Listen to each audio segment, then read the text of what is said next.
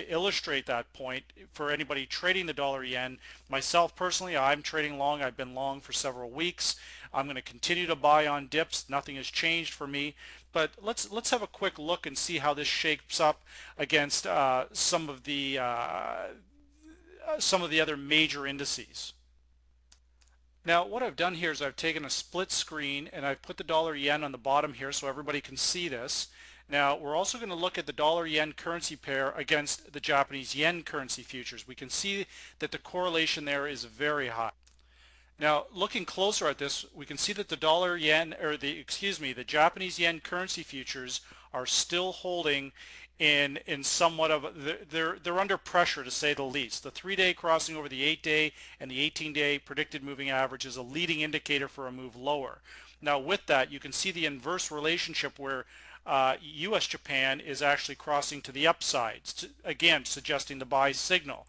So what we want to do here now is we want to take it one step further and go in and have a look at the equity markets and see. We're going to use, again, I use the equity markets in this particular case, the S&P 500, because it's a very good barometer as to what's happening. Now in most cases we can see that when the dollar yen crosses to the downside, the S&P 500 is a leading indicator for that to take place. Now in this particular case, this hasn't happened, so we can see that this relationship is beginning between the yen and the equities markets appears to be starting to break down. So with that said, as the equity markets continue to move lower, the dollar yen is actually holding in its buy formation loosely, but it still is holding. So we're going to take that opportunity to suggest that either one of two things is going to happen. The correlation is going to completely break down, or the equities are going to move higher, pushing dollar yen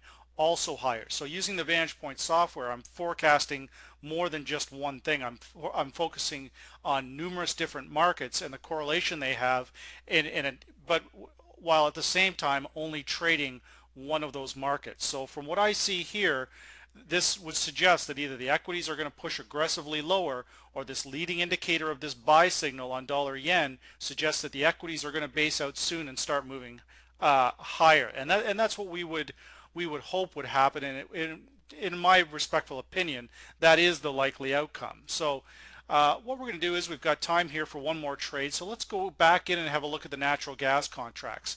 That's one we've been trading aggressively for the last several weeks.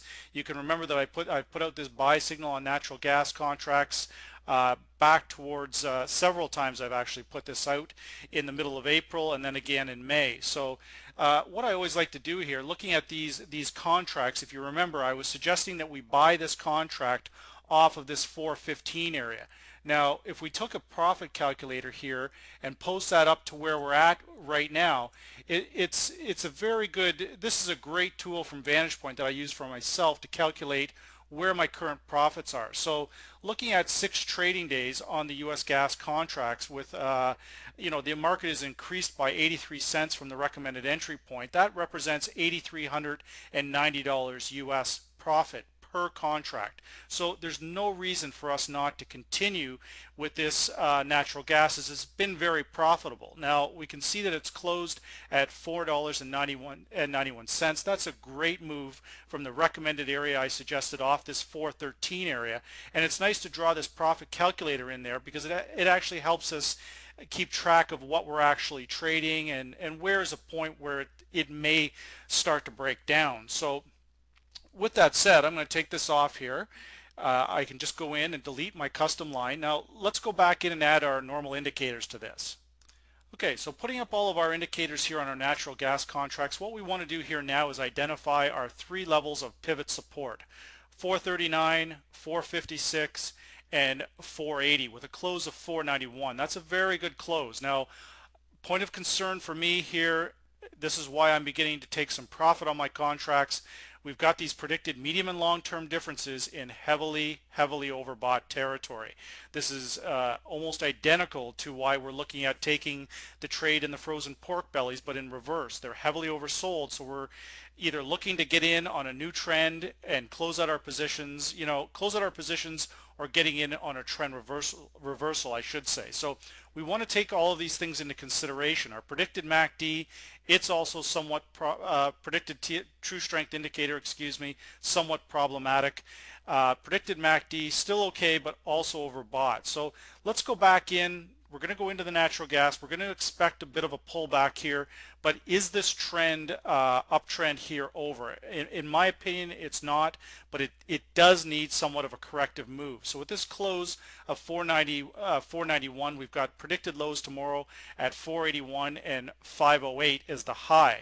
So again, we're somewhat overbought here. So what we want to do, go back and have a look at those predicted moving averages, and which are our key pivot points. And we've got 480 and 456 as our keys, and our stops are going to be below the 439 area. So for tomorrow, I'm going to be somewhat less aggressive than what I normally am, and I'm going to suggest that our entry for tomorrow is going to be between 480 and 456. So I'm going to split the difference here and say about the 467 area tomorrow. That's what we're going to use for our entry for our buys. We're going to let it pull back a little bit, because when you have a big move like this, again, it's perfectly normal for this to correct anywhere from 20 to 40% of this initial move, and that would bring us somewhere between 460 and 470, and I'm okay with that. So even if we miss the trade, not a big deal, better safe than sorry, especially when we're buying at the top of a recent trend. So again, my name is Greg Furman, market analyst here at TraderPlanet.com, and these are the market positions for June the 8th, 2020.